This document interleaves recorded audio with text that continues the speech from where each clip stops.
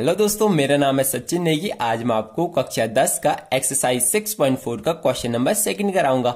दोस्तों, जो ये वाला क्वेश्चन है वह बहुत ज्यादा आसान है। अगर दोस्तों आपने इस वीडियो को पूरा देख लिया तो आप ऐसे ही क्वेश्चन बिल्कुल आराम से कर सकते हो। इसलिए दोस्तों वीडियो को थोड़ा सा भी स्किप ना करें। दोस्तों, हमारा सेकंड क्वेश्चन हमसे कहता है कि एक समलंब चतुर्भुज ABCD।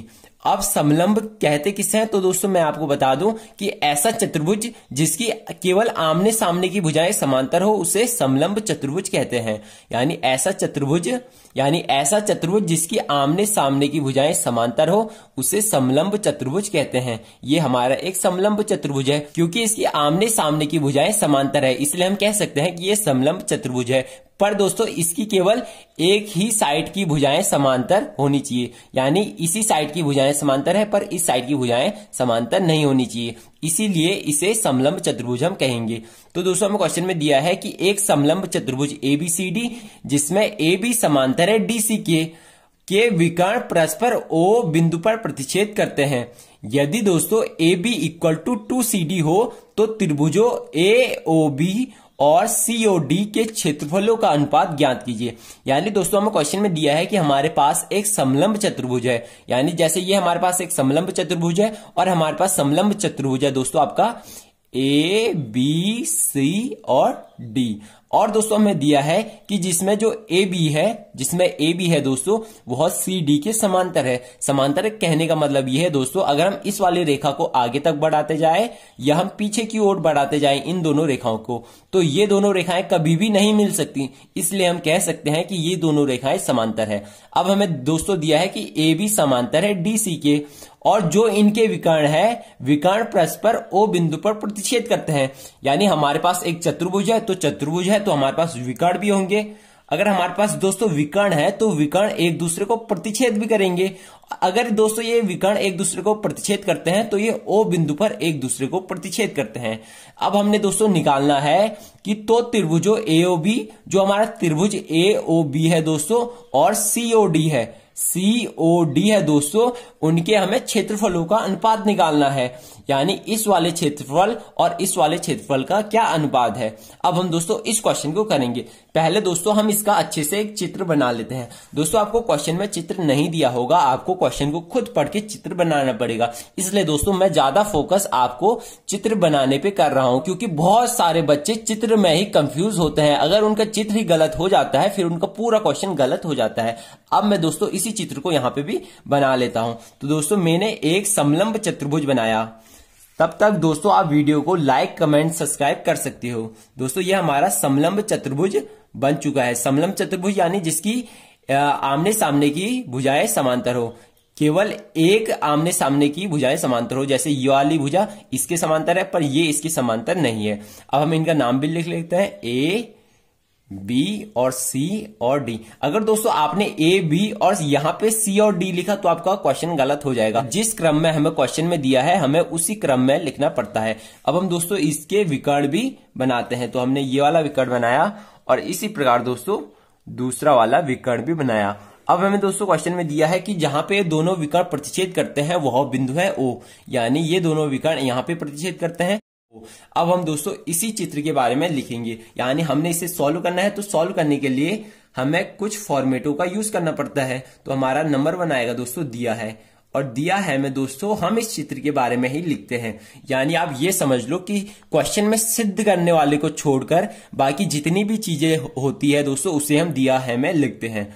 अब हम दोस्तों दिया है में लिखेंगे कि समलंब चतुर्भुज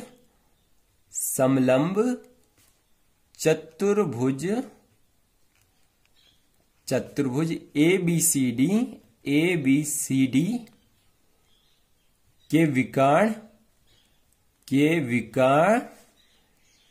O बिंदु पर प्रतिच्छेद करते हैं।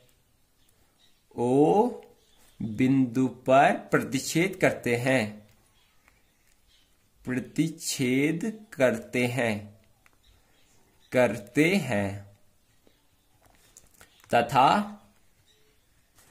तथा हमारा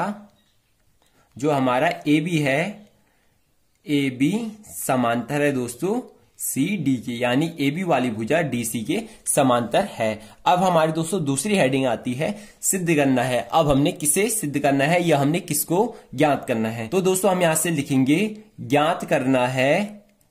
ज्ञात करना है, हमें क्या ज्ञात करना है? तो दोस्तों हमें ज्ञात करना है कि त्रिभुज AOB का क्षेत्रफल अनुपाते त्रिभुज CDO का क्षेत्रफल, यानी हमने इन दोनों क्षेत्रफलों का अनुपात ज्ञात करना है।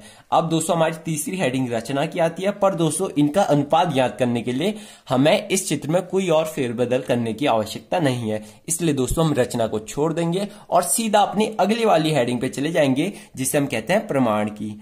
अब प्रमाण में हम क्या लिखते हैं? तो दोस्तों मैं आपको बता दूं कि इसे सिद्ध करने के लिए हमें जो भी दिखाना पड़ता है उसे हम प्रमाण में लिखते हैं। तो दोस्तों हम प्रमाण में नंबर 1 लिखेंगे कि त्रिभुज AOB तथा त्रिभुज, आपने इन दोनों त्रिभुजों के क्षेत्रफलों का अनुपात निकालना है, तो आपने इन दोनों त्रिभुजों को ही लेना है। तो मैंने लिखा त्रिभुज AOB तथा त्रिभुज CDO में दोस्तों अगर आप इन दोनों त्रिभुजों को देखोगे तो जो ये वाला कोण होगा दोस्तों वह इस वाले कोण के बराबर होगा, यानी हम यहां से लिखेंगे कि कोण DOC वाला DOC इक्वल टू है दोस्तों, यहां पे हम ऐसा लिख सकते हैं AOB, यहां पे हम पहले AOB लिखेंगे, AOB इक्वल टू है दोस्तों DOC के, कोण DOC के, क्योंकि दोस्तों हमने पहले AOB वाला त्रिभुज लिया है तो हम AOB वाले त्रिभुज का ही कोण लेंगे। तो हमने AOB वाला दोस्तों जो कोण है वह बराबर दिखा दिया है कोण DOC के। अब दोस्तों ये दोनों कोण बराबर क्यों है? तो दोस्तों मैं आपको बता दूं कि ये शीर्षाभिमुख कोण है, शीर्षाभिमुख कोण। अब शीर्षाभिमुख कोण किसे कहते हैं दोस्तों?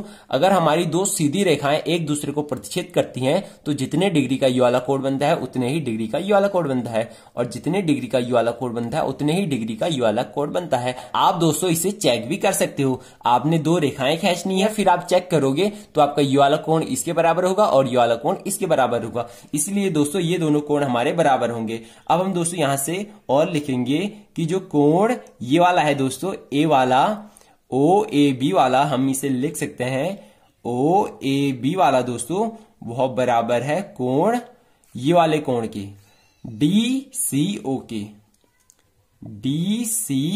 के, यानी जो ये वाला कोण है OAB वाला वह DCO के बराबर है, क्योंकि ये दोस्तों एकांतर कोण है, एकांतर कोण। अब दोस्तों एकांतर कोण किससे कहते हैं? तो दोस्तों मैं आपको बता दूं कि यदि दो समांतर रेखाएं हैं, यदि दो समांतर रेखाएं, समांतर रेखाओं को कोई रेखा प्रतिच्छेद करती है तो ये एकांतर कोण बनाते हैं। या आप इसे आसानी से समझने के लिए दोस्तों Z याद कर सकते हो, यानी ये हमारा Z है तो Z पे जितने भी कोण बनेंगे वह बराबर ही होंगे, यानी जैसे ये हमारा Z बन रहा है तो जो ये वाला कोण होगा दोस्तों वह इस वाले कोण के बराबर होगा, और ये सीधे Z में भी होता है, जैसे ये हमारा एक सीधा Z है तो जितने डिग्री का ये वाला एंगल होगा उतने ही डिग्री का ये वाला एंगल होगा।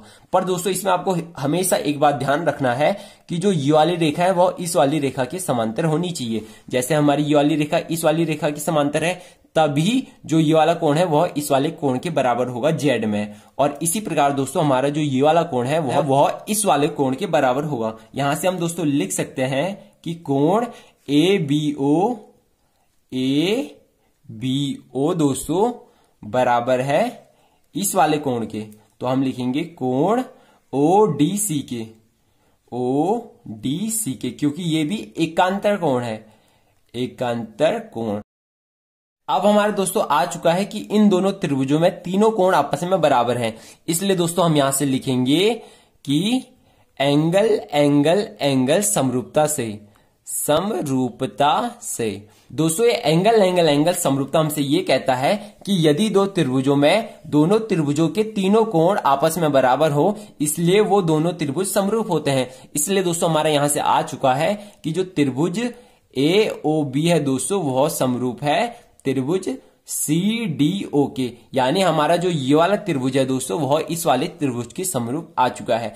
अब हमारे दोस्तों ये दोनों त्रिभुज समरूप आ चुके हैं। अब हम दोस्तों यहाँ पे प्रमेय 6.6 का यूज कर लेंगे।